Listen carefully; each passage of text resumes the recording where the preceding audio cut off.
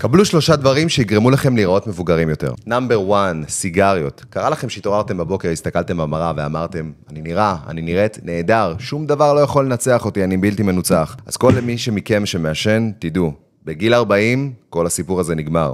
סיגריות פוגעות באור הפנים, באלסטיות של הפנים ובקולגן של הפנים, מה שגורם לפנים להיראות מבוגרות יותר בגיל צעיר יותר.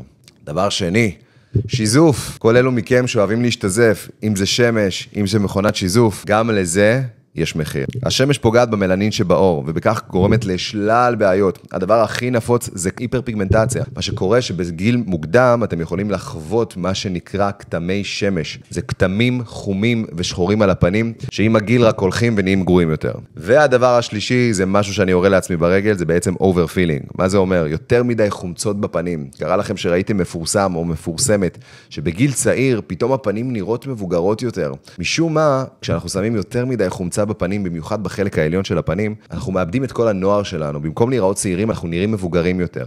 קחו לדוגמה את קיילי ג'נר. לא מזמן היה סרטון ויראלי שלה שהיא מסתובבת בשטיח האדום, שהיא נראית מאוד מבוגרת לגילה, סך הכל בת 25 ונראית בת 60. זוהי תוצאה מ-overfeeling. חומצה הלורונית זה דבר נפלא, אך במידה.